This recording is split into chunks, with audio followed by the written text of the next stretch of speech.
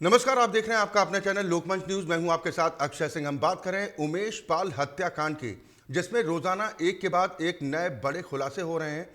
अब जो जानकारी सामने आई उमेश पाल हत्याकांड में, एक और बड़ा खुलासा हुआ है। जानकारी के मुताबिक माफिया अतीक के बेटे असद को बचाने की साजिश पहले ही रची जा चुकी थी। सूत्रों के मुताबिक उमेश पाल की हत्या के दिन असद के मोबाइल को लखनऊ में स्थित उसके फ्लैट में छोड़ दिया गया था। साथ ही वारदात के समय असद के एटीएम से लखनऊ में पैसे भी निकाले गए, जिससे ये साबित किया जा सके कि उमेश पाल की हत्या के दिन असद प्रयागराज में नहीं बल्कि लखनऊ में मौजूद था। हालांकि वारदात के दिन जो तस्वीरें सामने आई थीं उसमें अतीक का बेटा असद गोलियां चलाते तस्वीरों में कैद हुआ था। इस घटना में उमेश पाल के साथ उनके 2 गनर की भी हत्या हुई थी। इस हत्याकांड के 15 दिन बीत जाने के बाद खुलासा हुआ कि घटना को अंजाम देने के बाद शूटआउट में असद की गैर मौजूदगी दिखाने का प्लान पहले से ही तैयार था। वहीं जेल में बंद माफिया अतीक के बेटों पर निगरानी सख्त कर दी गई है। अतीक के एक बेटे को जहां हाई सिक्योरिटी बैरक में भेजा गया, तो वहीं जेल में मुलाकात पर भी पाबंदी लगा दी गई। ब्यूरो चीफ आसिफ बेग इस खबर पर ज्यादा चर्चा और बातचीत के साथ लखनऊ से हमारे साथ जुड़ गए हैं। आसिफ, एक के बाद एक खुलासे हो रहे हैं और अब जो खुलासा हुआ है ये बड़ा खुलासा है कि ये साजिश पहले ही रची गई थी कि असद को ये पहले से ही सुनिश्चित कर लिया जाए कि वो घटना वाले दिन स्थल पर मौजूद नहीं था, वो तो राजधानी लखनऊ में था। जी बिल्कुल अक्षय, बता दूं कि जो भी बड़े कांड होते हैं या बड़ी वारदात अंजाम दी जाती है तो इसके पहले एक मास्टर प्लान तैयार किया जाता है। अपने बचाव के लिए जो अपराधी और शूटर होते हैं वो अपने बचाव के लिए पूरी प्लानिंग करते हैं और साथ ही साथ जो मास्टर माइंड होते हैं वो भी पूरी तरह से प्लानिंग करते हैं। लेकिन जब पुलिस की तफ्तीश आगे बढ़ती है तब उसके खुलासे होते हैं। जो सातिर और मास्टर माइंड माने जाते हैं वह कानून के दायरे में आ जाते हैं। अगर बात करें उमेश पाल हत्याकांड की तो उमेश पाल हत्याकांड मामले में कई तरह के खुलासे हो रहे हैं और साथ ही साथ अतीक के बेटे असद को लेकर जो यह खुलासा हुआ है कि उसका मोबाइल लोकेशन लखनऊ में थी और लखनऊ में उसने एटीएम के जरिए पैसे भी निकाले हैं। लेकिन सबसे बड़ा सबूत जो है हत्याकांड वाले दिन ही पुलिस के हाथ लग गया था, क्योंकि जो सीसीटीवी फुटेज आया हुआ है उसमें असद अतीक का बेटा असद जो है गोलियां बरसाते देखा गया है। उसकी सीसीटीवी फुटेज भी सामने आ गई। इसके अलावा अक्षय बता दें कि कई अन्य खुलासे भी हुए हैं। जो अशरफ है जो जेल में बंद है, अतीक का भाई है, उसका भी एक वीडियो जो है जेल के भीतर का वायरल हो रहा है। अतीक की पत्नी शाइस्ता परवीन का भी एक वीडियो वायरल हो रहा है। तो कहीं ना कहीं जो एसटीएफ टीम लगी हुई है हर एक एंगल पर जो है इसकी जांच कर रही है। और अगर बात करें अतीक के परिजनों की तो अतीक की पत्नी शाइस्ता परवीन और उनकी जो है उनकी बहन ने तमाम तरह के आरोप जो है पुलिस अधिकारियों पर भी लगाए थे कि जो है इस घटना में उन्हें फर्जी और बेगुनाह फंसाया जा रहा है, उनके बेटों को फंसाया जा रहा है। लेकिन सबसे बड़ी पहेली यह है कि अगर उमेश पाल की हत्या जो है इन लोगों ने की है तो इसके पीछे भी कई राज भी सामने आ रहे हैं। अगर बात करें उमेश पाल हत्याकांड के पहले की घटना की तो यह भी एक बड़ा खुलासा हुआ है कि जो शूटर थे अतीक के, जो गुर्गे थे उमेश पाल के यहाँ बैठते थे, उनका आना जाना लगा हुआ था। इसका खुलासा जो है विधायक पूजा पाल ने किया है। तो कहीं ना कहीं जो है जो बयान परिजनों के आ रहे हैं, क्योंकि विधायक और उनके जो भाभी थी उनके बीच तीखी नोकझोंक भी हत्या के बाद हुई थी।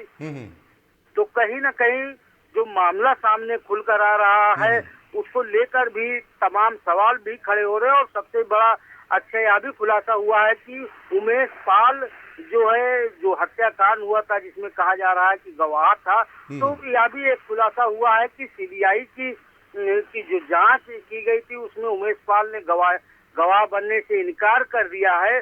और सूत्रों का यह भी दावा है कि इसके पीछे जो है जमीन का भी कुछ मामला सामने आया हुआ है। और जो उमेश पाल ने किसी एक धनाढ्य माफिया को पैसे भी दिए थे। तो कुल मिलाकर ये जांच जो है अब सुलझने के बजाय उलझती दिख रही है, क्योंकि उलझती बिल्कुल, दिख सवाल रही तो है कि इस एक बात को तरफ लेकर जहां आसिफ उठ रहे असद हैं का कि 15 दिन का मोबाइल वक्त गुजर लोकेशन गया, इस लखनऊ दिखाई हत्याकांड को दे अंजाम रही है देने वाले और उस तमाम शूटर्स अब मोबाइल तक से पुलिस की एटीएम गिरफ्त से से बाहर पैसे भी हैं। निकाले असद के बारे में भी कोई सुराग गए हैं। नहीं मिल तो पा रहा सवाल है। यह खड़ा होता है, और और अब हत्याकांड जो वाले एक के दिन बाद एक खुलासे असद आसिफ होते जा रहे हैं कि इलाहाबाद में जिसमें ये कहा मौजूद जा नहीं रहा है था, कि तो पहले उसका ही इस बात को एटीएम लेकर प्लान तैयार किया कौन गया था इस्तेमाल कर कि रहा था, असद को वह किस भी तरीके एक से साजिश बचाना का है। हिस्सा है, जिस पर मेरी एटीएम आवाज की पहुंच रही जांच है? अब चल रही है। और जो एक वीडियो आया हुआ है कि सफेद पोस्ट में एक शूटर शाइस्ता परवीन से बातचीत कर रहा है, उसका भी एक वीडियो सामने आया। तो कहीं ना कहीं जो ये उमेश पाल हत्याकांड है, इसको लेकर जो जांच चल रही है या अभी और भी गहराती जा रही है, और तमाम ऐसे भी खुलासे होते जा रहे हैं कि इससे कहीं ना कहीं जो है जो शार्प शूटर है अब भी पुलिस पकड़ से दूर है। हालांकि कुछ शूटरों ने जो है बिहार की जेल में जो है आत्मसमर्पण भी किया है, लेकिन अब सच्चाई जो है यह भी आ रही है कि अतीक ने ही उमेश पाल की हत्या करवाई थी। लेकिन जिस तरह से उनके उमेश पाल के परिजनों में के बयान आए थे, उससे और भी सवाल खड़े हुए हैं। सूत्रों का यह भी कहना है कि इस मामले से में अगर गहराई से छानबीन की जाए तो स्थानीय जो कद्दावर नेता हैं वह भी जांच के लपेटे में आ सकते हैं। फिलहाल नगर निगम की एक बड़ी कार्रवाई सराहनीय हुई है, क्योंकि अतीत के जो कुत्ते थे वह सभी लोगों के जेल जाने और इधर उधर भागने की वजह से जो उनके कुत्ते पाले गए थे वह भी डाल माने जाते थे। 2 कुत्तों की मौत हो चुकी थी, लेकिन आज नगर निगम ने जो अन्य बचे हुए कुत्ते थे उनको अपने साथ ले गई है। और नगर निगम के कर्मचारियों ने यह भी कहा कि इन कुत्तों का कोई कसूर नहीं है, इन्हें जो है ठीक ढंग से पाला जाएगा। फिलहाल अब जो घटनाक्रम के बाद जो खुलासे हो रहे हैं, तमाम ऐसे खुलासे चौंकाने वाले हैं। फिलहाल अब यह जांच का विषय है। जी अच्छा। नहीं, सवाल तो इस बात को लेकर उठेगा ना, इसमें कोई रॉकेट साइंस तो थी नहीं कि अगर ये गुमराह करने का प्रयास किया जाता है कि एटीएम से पैसे निकाले जाएं असद के, तो वहां पर तो सीसीटीवी लगे होते हैं, पकड़ में आ जाएंगे। इतना ज्ञान नहीं लगा पाए थे ये लोग। जी अक्षय, निश्चित तौर पर जो पहले ही मैं बता चुका हूं कि जिस तरह से जो मास्टरमाइंड होते हैं, भाड़े की शूटर से जो वारदातें अंजाम कराई जाती है, तो मास्टरमाइंड पूरा प्लान तैयार कर देते हैं। बात असद की करे तो असद का एटीएम से पैसे भी निकाले गए हैं, और इसमें यह भी खुलासा हो जाएगा कि एटीएम क्या वाकई असद ने इस्तेमाल किया था या किसी अन्य ने। अगर किसी अन्य ने अगर इस्तेमाल किया है तो इसका भी खुलासा एसटीएफ करेगी और वह भी कार्रवाई की रडार पर आएगा। फिलहाल अब जो है अतीक की मुश्किलें लगातार बढ़ती जा रही, क्योंकि यूपी सीएम योगी आदित्यनाथ ने साफ तौर पर जो है विधानसभा में घोषणा किया था कि माफियाओं को मिट्टी में मिला देंगे।